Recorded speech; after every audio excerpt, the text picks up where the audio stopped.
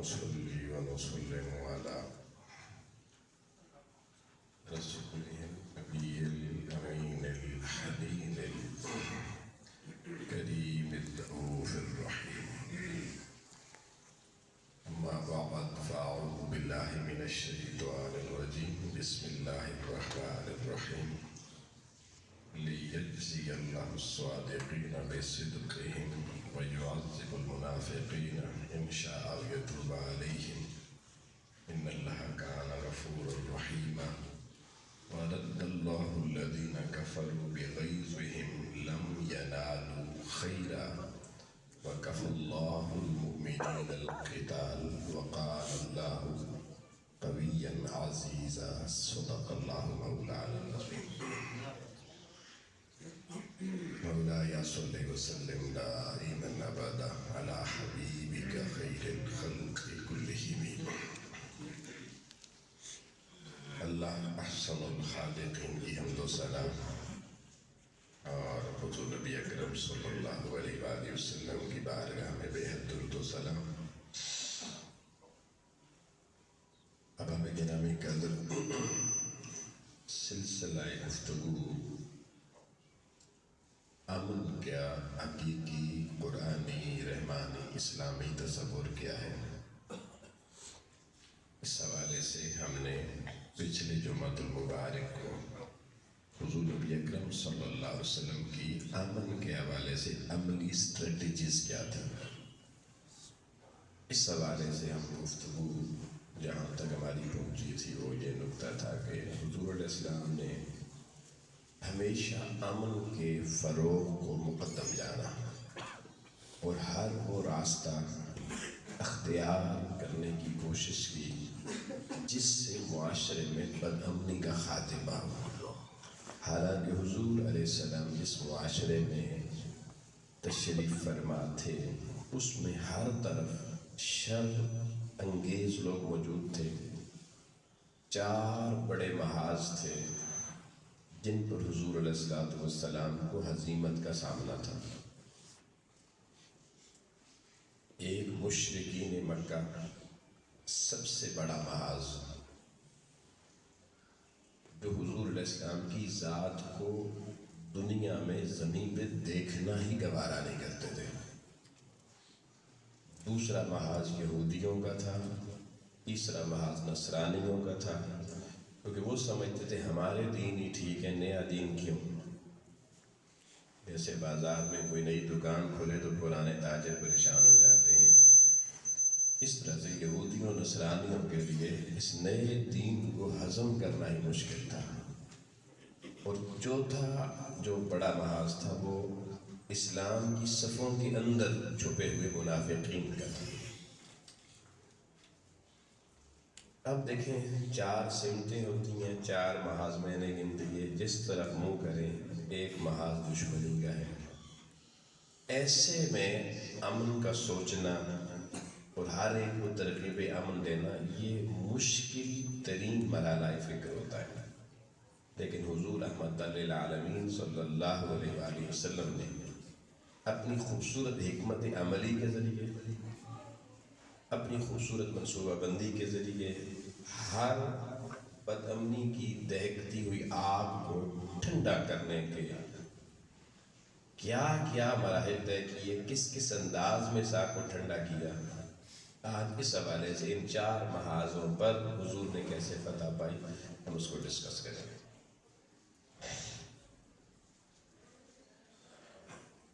اب دیکھیں غزوہ بدر ہوا، غزوہ احد ہوا، غزوہ خندق ہو گیا، دیگر غزوات ہو گئے.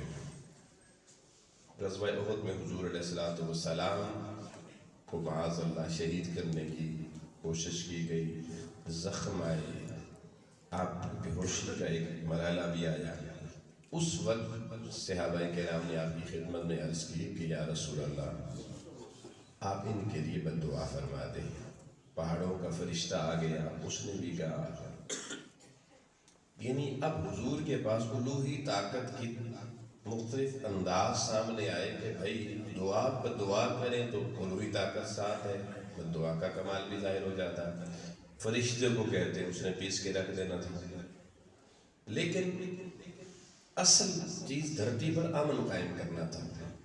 اس مرحلے پر زخمی دندان مبارک، بہتا ہوا لبوں سے لہو، اور حضور علیہ السلام نے اس وقت، یہ حدیث مبارکہ ہے 6613 نمبر ہے مسلم کی، آقا علیہ السلام نے فرمایا انی لم ابعث لعانا، میری آنے کا یہ مقصد ہی نہیں ہے کہ میں کسی پہ لعن طعن یا بددعا کروں، بلکہ انما بعثت رحمتا، فرمایا اللہ نے مجھے صرف رحمت کرنے والا بنا کے بھیجا.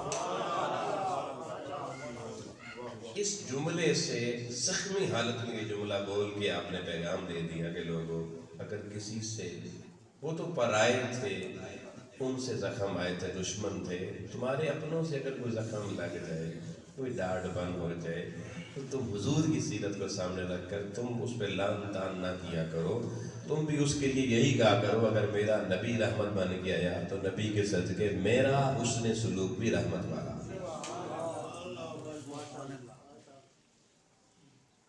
غزوہ خندق کے موقع پہ دیکھیں 1 مہینہ انہوں نے حصار رکھا، گھیراؤ رکھا کفار مکہ، مشرکین مکہ نے، لیکن جب وہ ناکام ہو کے واپس پلٹے، اس وقت دیکھیں یہ آیت مبارکہ نازل ہوئی سورہ احزاب کی آیت نمبر 25. اللہ پاک نے فرمایا وَرَدَّ اللَّهُ الَّذِينَ كَفَرُوا بِغَيْظِهِمْ، وہ کافر جو بڑے غصے سے آئے تھے، بڑا فساد پھیلانے آئے تھے، رَدَّ اللَّهُ الَّذِينَ، اللہ تعالیٰ نے ان کو اس جلن کے ساتھ واپس لوٹا دیا، وہ غصہ لے کے واپس چلے گئے. لم ینالوا خیرا، اور انہیں کوئی کامیابی نہ ملی، ناکام ہو کے نامراد ہو کے پلٹے، لیکن کوئی قتل عام نہیں ہوا، کوئی جنگ نہیں ہوئی. وَكَفَى اللَّهُ الْمُؤْمِنِينَ الْقِتَالَ، مومنوں کی طرف سے جنگ کرنے کے لیے بس اللہ ہی کافی ہے.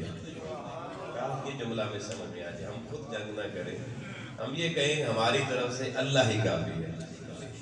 اب ہمارے درمیان ہوتا ہے کہ جو بندہ کسی کا کچھ نہیں بگاڑ سکتا، کمزور اور بزدل ہوتا ہے، کوئی طاقت نہیں ہوتی، نہ جانی نہ مالی نہ عہدے نہ جاتی، وہ پتہ ہے فوراً میں اپنا معاملہ اللہ پہ چھوڑتا ہے. بھئی تو کدھر پہ کس پہ چھوڑے، آپشن ہی نہیں آپ کے پاس. لیکن جس کے پاس کوئی آپشن نہیں ہوتی ہے نا، وہ کبھی نہیں کہتا میں اللہ پہ چھوڑ دوں.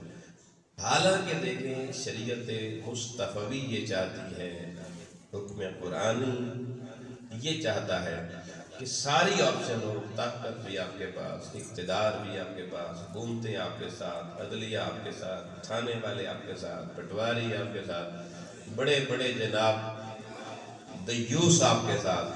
اس وقت ساری چیزیں آپ کے پاس ہونے کے باوجود آپ کی جملہ کہیں میں کیوں بدلہ لوں، میں کیوں لڑوں، میری طرف سے لڑنے کے لیے، بدلے لینے کے لیے اللہ کافی ہے.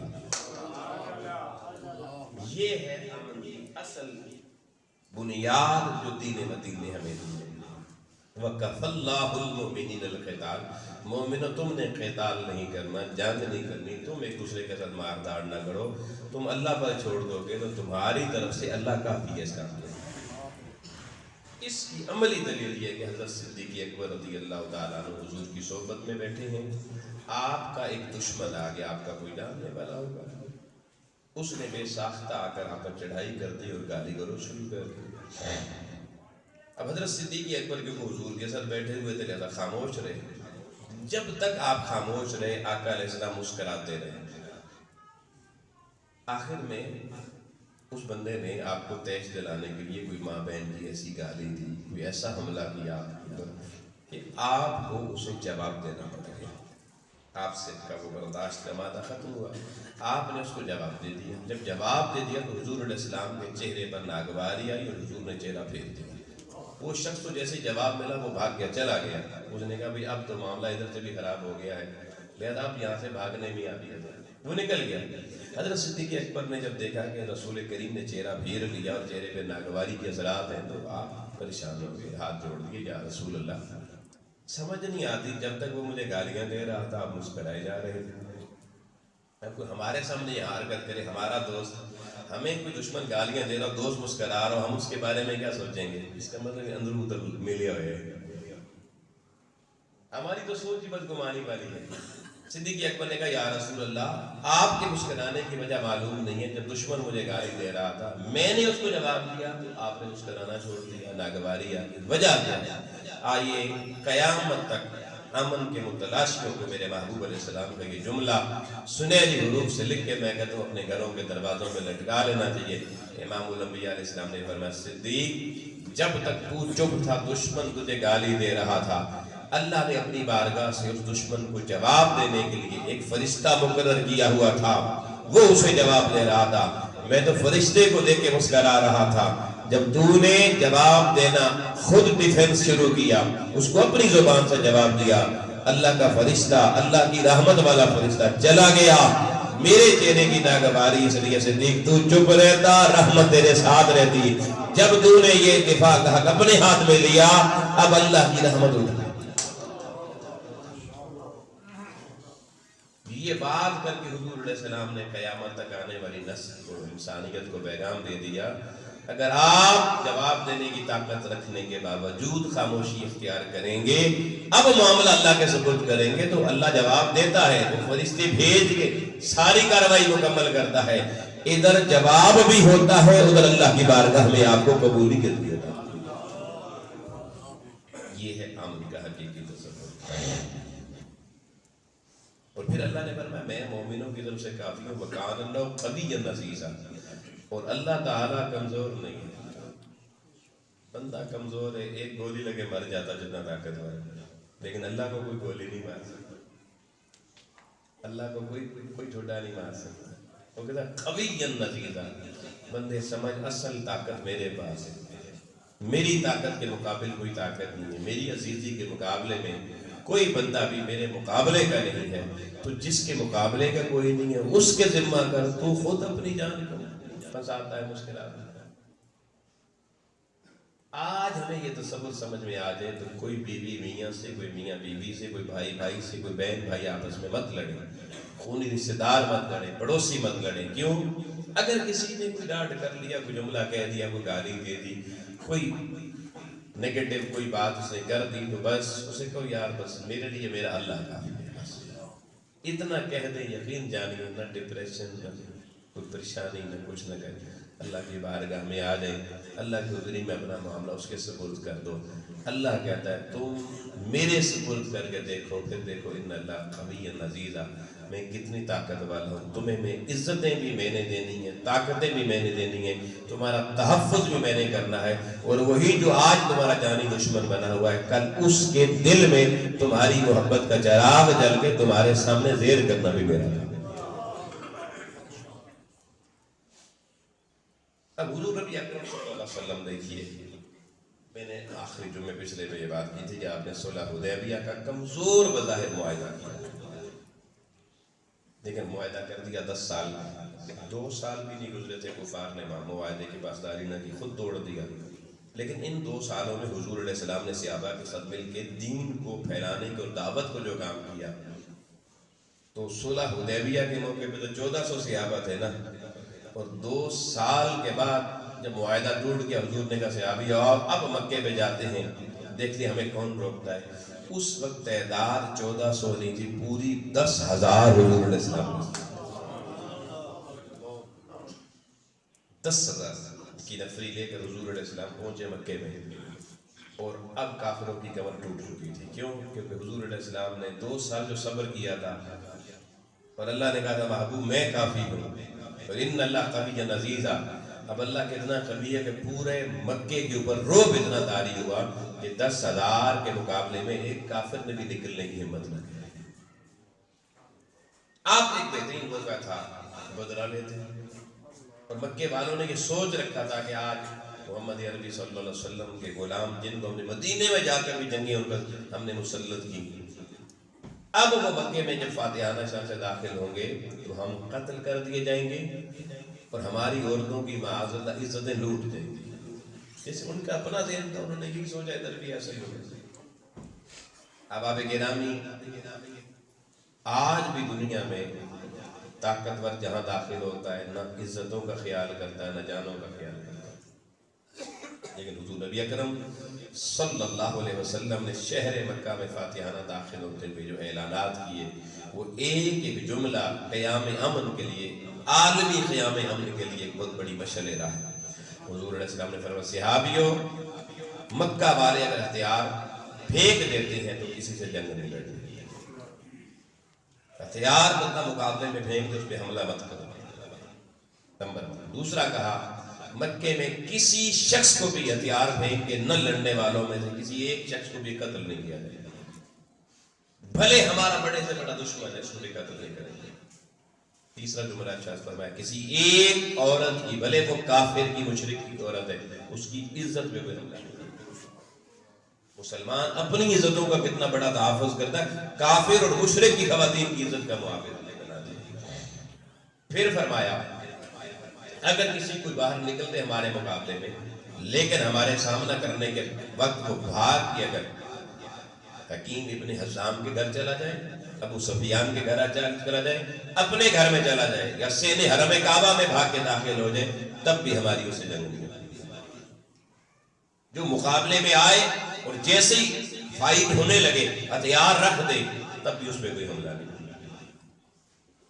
پھر فرمایا اگر کوئی ہمارے مقابلے کے لیے نکلا لیکن ہمیں دیکھ کے بھاگ پڑا, صحابہ میں سے کوئی شخص اس کا پیچھا نہیں کرے گا, جہاں مرضی کو چھپنا جو اسے جانے کی اجازت.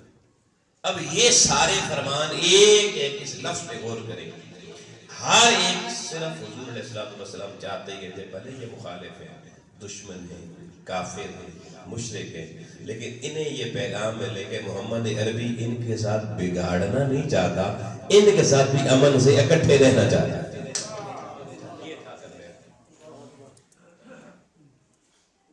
اور پھر آپ دیکھیں جب مکہ فتح ہو گیا, اب وقت نہیں میں ڈیٹیل میں جاؤں, میں 2-4 بندوں کے نام لیتا ہوں. اب دیکھیں حضور علیہ الصلوۃ والسلام کا بڑا ترین دشمن ابو جہل تھا, اس کا بیٹا اکرمہ کیسے حضور کے سامنے آیا, بہرحال اس کی بیگم اس کو لے آئی, حضور کے سامنے آیا تو حضور علیہ السلام بیٹھے ہوئے اور اکرمہ وہ سامنے سواری پہ سوار ہو کے پہنچا.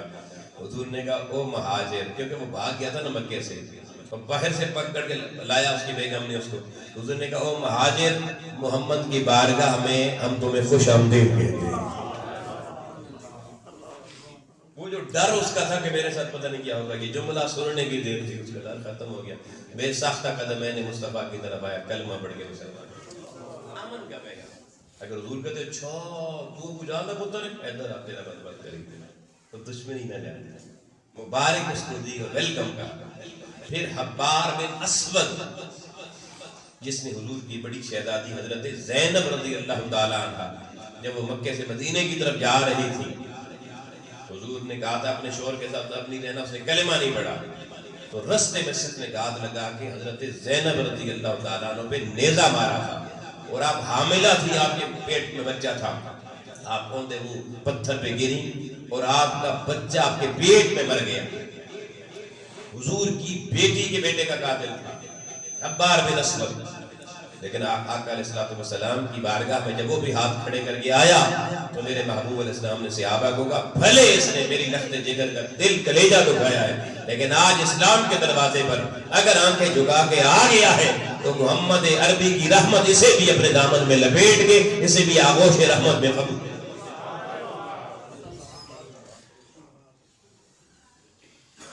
پھر عثمان بن طلحہ جس نے حضور کو ہجرت کے وقت چابی حرم کی نہیں دی تھی, دروازہ کعبے کا نہیں کھولا تھا. حضور علیہ الصلوۃ والسلام نے اسے جاتے ہوئے کہا تھا سدا وقت ایک جیسا نہیں رہتا, آج جس جگہ پر تم کھڑی ہو ایک وقت ہوگا یہ چابی کعبے کی محمد کے ہاتھ میں ہوگی, میں اس جگہ کھڑے ہوں گا اور میری مرضی ہوگی جس کو دوں گا. مکہ فتح ہو گیا, چابی لائی گئی, حضور نے اندر کعبے کے اندر جا کے نوافل پڑھے, نفل پڑھ کے حضور باہر نکلے. آؤ لوگوں, ابھی عثمان بن طلحہ نے کلمہ نہیں پڑھا. حضور نے آواز لگا کہ عثمان بن طلحہ میرے پاس آؤ. کانپتے ہوئے ہاتھوں کے ساتھ حضور کی بارگاہ میں آئے, شاید ہاتھ کاٹ نہ دیے جائیں. سامنے میرے پیغمبر نے کہا بھلے کلمہ نہ پڑھ, وہ تیرا کردار تھا, اب محمد کا کردار ہے. چابی پکڑ, میں نے تمہیں صرف دکھانا تھا اس مقام پہ کھڑے ہو کے. میں نے کہا تھا چابی میرے ہاتھ میں تھی, آج میرے ہاتھ میں, میں جس کو چاہوں دے سکتا ہوں, لیکن ہاتھ بڑا محمد بغیر کلمے کے بھی چابی تیرے ہاتھ میں رکھتا ہے, اور اعلان کرتا ہے یہ چابی قیامت تک تیری نسل میں ہی رہے گی.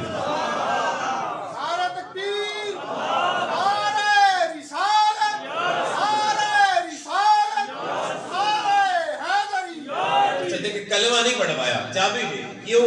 ان کے دلوں میں محبت جگانے کے لیے، امن جگانے کے لیے کہ محمد عربی جنگ نہیں چاہتا، محمد عربی فساد نہیں چاہتے، محمد عربی دشمنی نہیں بڑھانا چاہتے، محمد عربی چاہتے ہیں تو صرف یہ چاہتے ہیں بھلے ہم کافر رہیں، مسلمان اور کافر ایک ہی خطے میں رہیں، لیکن وہ آپس میں امن کے ساتھ رہیں، فساد مٹا کر۔ یہ دل جیت رہے ہیں حضور۔ پھر حضور کا وہ دشمن جس کے لیے جب حضور مکے میں داخل ہوئے، حضور نے کہا صحابہ صفوان بن امیہ میرا وہ دشمن ہے جس نے مکے میں جس کا ڈپو تھا، کارخانہ تھا اسلحہ بنانے کا، اور کافر جب بھی جنگ لڑتے سارا اسلحہ جس ڈپو سے فراہم کیا جاتا تھا یہ صفوان بن امیہ کا کارخانہ تھا۔ امام الانبیاء علیہ السلام نے کہا اے صحابہ ایک بندے کا خون مباح ہے پورے مکے میں تم پر، وہ صفوان ہے، اس کا خون مباح قرار دے دیا۔ لیکن صفوان کو پتا چلا، وہ بھاگ کے مکہ کی گھاٹیوں میں چھپ گئے۔ اس کے ایک رشتہ دار ہیں عمیر بن وہب رضی اللہ تعالیٰ عنہ، وہ کلمہ پڑھ چکے تھے، وہ حضور کے پاس ہے، حضور سونیا اگر ابو سفیان نے جنگیں آپ کے ساتھ لڑی، اس کا گھر اگر دار امن بن سکتا ہے، حکیم بن حزام نے کتنی دشمنیاں کی، اس کا گھر اگر دار امن بن سکتا ہے، عبار بن اسود نے آپ کی بیٹی کو نیزہ مار کے اس کا بچہ شہید کیا، اس کے لیے اگر آپ اپنی بارگاہ سے رحمت کی چادر پھیلا سکتے ہیں تو میں صفوان کا رشتہ دار آتا ہوں، آقا اگر صفوان کو میں آپ کی بارگاہ میں لے آؤں تو کیا آپ مجھے اس کے لیے امان نامہ دیتے ہیں؟ آقا نے فرمایا اے عمیر جو کہ وہ تیرا رشتہ دار ہے، تو نے محمد کی بارگاہ میں پہلی دفعہ کچھ مانگا ہے، اپنے رشتہ دار ہمارے دشمن جس کا خون میں مباح قرار دے چکا ہوں، اس کا اگر امان محمد سے مانگا ہے تو جا، محمد تمہیں اس کی امان کے لیے اعلان کرتا ہے، جا تجھے مبارک ہو، میں صرف اتنی امان نہیں دیتا بلکہ لے آ، کلمہ نہ بھی پڑے 2 مہینے تک مکے میں رہے، محمد اس لیے امان کا اعلان کر۔ وہ گئے جا کے اس کو منانے کی کوشش کی ڈھونڈ کر، اس نے کہا نہیں بھائی میں نہیں مانتا، اس لیے مجھے محمد نہیں چھوڑیں گے، مجھے تو جو صحابی دیکھے گا باہر دے گا، میرے پاس کوئی ثبوت نہیں ہے کہ محمد نے تمہیں واقعی امان نامہ دے دیا، ثبوت لے کر وہ میرے واپس آ کے حضور کی بارگاہ میں اور کہنے لگے سونے مجھے ثبوت چاہیے امان نامے۔ اور لوگ آقا علیہ السلام جب مکے میں داخل ہوئے تو آپ کے سر پہ پگڑی تھی دھاری دار، آپ نے پگڑی اتار کے عمیر کو کہا لے جاؤ اسے بتاؤ مکہ میں جب میں داخل ہوا تھا نا وہ مجھے دیکھ رہا تھا، محمد نے اپنی پگڑی امان نامے کے طور پہ بھیج دی، اس پگڑی کے دیکھ کر وہ حضور کی بارگاہ میں آیا، مگر کلمہ پھر بھی نہ پڑا، پھر حضور نے اس کو امان دے دی، اس نے پھر حضور علیہ السلام کہا کہ اگر میں 2 مہینے میں بھی کلمہ نہ پڑھوں، حضور نے کہا ہم 4 مہینے اور مہلت دے دیں، دل میں اپنا گھر بنانا، پھر بھی اس نے کلمہ نہیں پڑھا، پھر حضور نے غزوہ حنین کی طرف کوچ کیا تو اس شخص نے کہا میں بھی ساتھ جانا چاہتا ہوں، کافر کو ساتھ لے گئے غزوے میں، حضور نے کہا میرے پاس اسلحہ بڑا آپ کے خلاف بڑا استعمال کیا ہے، آج آپ کو بھی اسلحہ تو حضور نے کہا تو حضور نے اسے اسلحہ بھی دیا، گئے قبیلہ حوازن سے جنگ حنین ہوئی، 24,000 اونٹ 40,000 بکریاں 6,000 بندے گرفتار کر کے حضور کی بارگاہ میں، اب وہ حوازن کی وہ وادی ہے حنین کی، حضور علیہ السلام کے ساتھ صفوان بن امیہ کھڑا ہے، آقا نے سامنے دیکھا وادی میں اس کنارے سے لے کر اس کنارے تک جہاں تک نظر جاتی تھی وہ 40,000 بکریاں وہاں پر اکٹھی تھیں، آقا نے فرمایا صفوان بتاؤ یہ بکریاں کس کی ہیں؟ اس نے کہا حضور یہ بکریاں آپ کی اور آپ کے صحابہ کی ہیں، مال غنیمت ہے، حضور نے فرمایا صفوان محمد کی رحمت اگر دیکھنا چاہتا ہے تو میں 40,000 ساری بکریاں تیرے نام کرتا ہوں، ابھی کافر نے کلمہ نہیں پڑھا، سنیے گا بھائی کو تصور میں آتی ہے کہ ہم کہاں پر حضور کی سیرت کہاں پر، جب اس نے یہ دیکھا کہ 40,000 بکریوں کا مالک محمد نے مجھے بغیر کلمے کے بنا دیا ہے، بے ساختہ قدم میں نے مصطفیٰ پہ گر کے کہنے لگا سوڑیا یہ 40,000 بھی آپ کی میں بھی آپ کا، اب کلمہ پڑھا کے بولا ہوں، یہ کردار ہے میرے محبوب سے، اور ہم دشمنی کا دیکھیں اتنا، تو یہ پہلا محاصرہ کہ حضور نے فتح کیا، سارے اہل مکہ کے دلوں میں اپنا گھر بنا لیا۔ آگے بڑھیے، امام الانبیاء علیہ السلام کا دوسرا محاذم فرنٹ پہ یہود ہے، جب حضور علیہ السلام غزوہ بدر کے لیے صحابہ کو 313 کو لے کے میدان بدر میں گئے، پیچھے سے یہودیوں نے مدینے میں نام نہیں لیتا اس گھرانے کا، ایک صحابہ کے گھرانے کی ایک نوجوان لڑکی کے کپڑے اتارے اور اسے پورے مدینے میں گھما دیا، سوچیے یہودیوں کا کریکٹر بتا رہا ہوں. امام الانبیاء واپس آئے, حضور کو پتا چلا, آقا نے یہودیوں کے اس قبیلے کو بلایا. انہوں نے کہا بالکل ہم نے حرکت کی. حضور نے فرمایا اب تمہاری سزا کیا ہے؟ انہوں نے کہا جو سزا آپ تجویز کریں. حضور نے کہا پھر مدینے سے میں تمہیں جلا وطن کرتا ہوں. ان سب پورے قبیلے نے مدینے سے اپنا بوریا بستر اٹھا, سزا نہیں دی. انہوں نے خیبر میں جا کے ڈیرا لگایا. پھر کچھ وقت گزرا, بنو نزیر قبیلہ یہودیوں کا بہت بڑا, یہ بھی مدینے میں رہتا تھا. انہوں نے حضور علیہ السلام دھوپ لگوانے کے لیے, سردی کا موسم تھا, ایک دیوار کے نیچے بیٹھے, دھوپ لگ رہی تھی. اس نے پیچھے سے حضور علیہ السلام پر اس قبیلے نے دیوار گرائی, حضور کو شہید کرنے کی کوشش کی. آؤ امام الانبیاء کے کردار دیکھیے. اس قبیلے کو اپنی بارگاہ میں حاضر کیا اور کہا بتاؤ تم نے محمد کو قتل کرنے کی کوشش کی, تمہاری سزا کیا ہے؟ انہوں نے کہا جو آپ اعلان کریں. آپ چاہتے تو سب کو قتل کروا سکتے تھے. آپ نے کہا چلو تمہیں بھی میں مدینے سے بے دخل کرتا ہوں. یہ پورا بنو نذیر قبیلہ بھی مدینے سے نکلا, یہ بھی خیبر میں پہلے قبیلے کے ساتھ وہاں جا کے آباد ہو گیا. کچھ وقت گزرا, اب بنو قریظہ تیسرا قبیلہ ہے یہودیوں کا, یہ بھی مدینے میں ہے. انہوں نے ایک معاہدہ تھا مدینے کے قبائل کے ساتھ کہ کوئی بھی کسی دوسرے مشرک کافر مکے کے ان کا ساتھ نہیں دے گا. اس قبیلے نے مشرکین مکہ کا ساتھ ایک جنگ میں حضور کے خلاف دے دیا. آقا علیہ السلام نے اس کو طلب کیا, کہا تم نے معاہدہ توڑا, تمہاری سزا. انہوں نے کہا ہماری سزا سعد بن معاذ آپ کے صحابی ہیں, ہمارے قبیلے کے, وہ جو فیصلہ کرنے ہمیں منظور ہے. حضرت سعد سے انہوں نے فیصلہ کروایا. انہوں نے یہودیوں کی کتاب توریت کے مطابق فیصلہ کر کے کہا توریت میں یہ لکھا ہے جب کوئی معاہدہ توڑ دے اسے جلا وطن کرنا چاہیے. حضور نے کہا چلو تم بھی یہاں سے نکلو. وہ بھی خیبر کو روانہ ہو رہے تھے. حضور نے فرمایا او یہودیو, آج تم نے فیصلہ سعد سے کروایا ہے, اگر یہ فیصلہ محمد سے کرواتے میں سب کو معاف کر دیں. اب یہودیوں کے سارے قبیلے خیبر میں جا کے ڈٹ گئے. خیبر یہودیوں کا مضبوط محاذ بن گیا اور انہوں نے اب ریاست مدینہ کے خلاف سازش شروع کر دیا. آقا علیہ السلام صحابہ کو لے کے ہم گئے. پھر جنگ خیبر ہوئی, اللہ نے اسلام کو فتح دے دی. فتح کے بعد آپ نے وہاں قتل عام نہیں کیا, ان قبیلوں کے ساتھ بھی معاہدہ کیا. معاہدہ کر کے اب اگلی بات سنو گے حیران ہوئے. امام الانبیاء نے حضرت صفیہ رضی اللہ تعالیٰ عنہ ام المؤمنین سے شادی کی. یہ یہودیوں کے بادشاہ کی بیٹی تھی. اس شادی کے بعد یہودی کبھی محمد عربی سے نکلے, کیونکہ اہل مکہ اور ان قبائل کا طریقہ یہ تھا جس خاندان کی کوئی بیٹی رشتے میں لے لیتا اس سے وہ کبھی نہیں لڑتے. یوں یہودیوں کا محاذ خاموش ہو گیا. پھر عیسائیوں کا محاذ تھا. 2 جنگیں ہوئی, ایک جنگ موتا ہوئی, ایک جنگ تبوک ہوئی.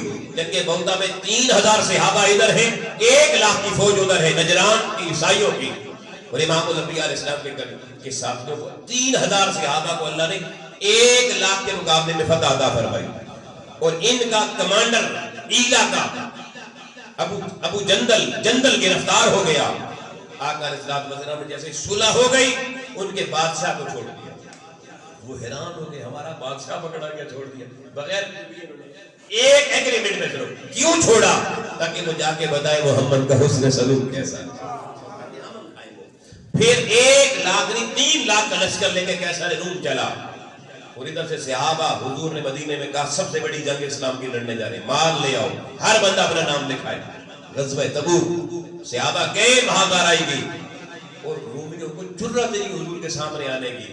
بغیر جنگ کے ایگریمنٹ ہو گیا اور آقا علیہ السلام نے لوگوں ایگریمنٹ کر کے حضرت جویریہ سے شادی کی. حضرت جویریہ کا بہنوئی اس پوری جنگ کا سرغنہ تھا, بادشاہ تھا, ان سے شادی کر کے اس کی بہن سے آقا نے یہودیوں کو بھی رام کر کے ہمیشہ کے لیے جنگ میں آنے سے دور کر دیا اور ہمیشہ کے لیے ان کے ساتھ بھی صلح نامہ قائم ہو گیا. آخری محاذ رہ گیا تھا منافقوں کا. احباب گرامی, سارے منافقوں کے نام پتہ تھے, کبھی کسی کا نام نہیں لیا. اس رئیس المنافقین عبداللہ بن ابی مر گیا, اس کا بیٹا آیا, مجھے اپنے باپ کے کفن کے لیے آپ کا کرتا چاہیے, آپ نے دے دیا. اس نے کہا یہ تھوڑا ہوگا, میرے باپ کا قد لمبا, آپ نے دوسرا کرتا بھی دے دیا. 2 کرتے دے دیے. اب اس نے کہا جنازہ بھی پڑھانا. جنازہ پڑھانے کے لیے جا رہے ہیں, حضرت عمر یوں سامنے کھڑے ہوئے, دونوں ہاتھ جوڑ کر سونے بہت بڑا منافق ہے, آپ جنازہ نہ پڑھیں. آقا نے کہا عمر ہٹو میرے پیچھے اور مل کے جنازہ پڑھتے.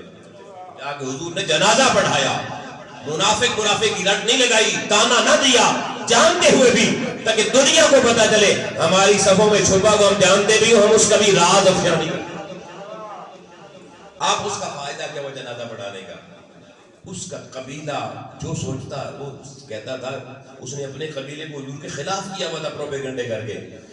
ایک جنازہ پڑھانے کا فائدہ یہ ہوا کہ اس عبداللہ بن ابی کے قبیلے کے 1000 حضور کے مخالفین نے حضور کی بارگاہ میں آکے کلمہ پڑھ کے چادر رحمت اپنے اوپر بھی لگا. حضور کی چادر رحمت میں آگے 1000 دن پتا کر کے ایک جنازہ پڑھا. آقا نے یوں منافقوں کی بھی ساری لوبی توڑ کے رکھ دی. آؤ لوگو, حضور نے ام المؤمنین حضرت عائشہ, ام المؤمنین حضرت حفصہ, یہ 2 شادیاں کی. سارے مہاجرین مکہ کے دل میں حضور کا احترام پیدا ہو گیا. ان 2 شادیوں سے حضرت صفیہ سے شادی کی, یہودی شادی, ان کے دل میں احترام پیدا ہو گیا. آقا علیہ السلام نے ابو سفیان کی بیٹی ام حبیبہ سے شادی کر کے ابو سفیان جیسے دشمن کو بھی سرنگو کر دیا. آقا علیہ السلام نے حضرت جویریہ سے شادی کر کے ساری عیسائیت کا سر جھکا دیا. آقا علیہ السلام نے حضرت میمونہ سے شادی کر کے, یہ قبیلہ بنو مستلق سے تھی جو اسلام کا سب سے بڑا ان کے ڈاکو تھا, رہلن تھا, لوٹ لیا کرتا تھا صحابہ کو اکثر. مگر آقا علیہ السلام نے اس قبیلے کی بیٹی سے بھی شادی کر کے انہیں بھی ام المومنین بنا کر انہیں بھی نام کر لیا. یہ حضور کی شادیوں میں بتا رہا ہوں یا سلویز پس منظر کیا تھا. ان کے ذریعے ان قبیلوں میں انٹر ہو کر حضور نے اپنی رحمت کا سائبہ پھیلایا, ان کو بھی اپنے دامان رحمت میں لیا. اور یوں فساد کی طرف نہیں گئے, لڑائی کی طرف نہیں گئے. آقا علیہ السلام نے دلوں میں گھر بنائے. اور پھر وہ وقت ہے جب مکہ فتح ہوا اور حضور علیہ السلام نے اعلان کیا کہ لوگوں سنو, مکے میں کوئی بھی رہتا ہے, ہر شخص پر دوسرے شخص کا خون, جان, مال حرام کرتا ہوں. کحرمت یومکم ھذا, کحرمت بلدکم ھذا, شہرکم ھذا. جس طرح یہ شہر مکہ, یہ مہینہ, یہ دن بڑی عظمت والا ہے.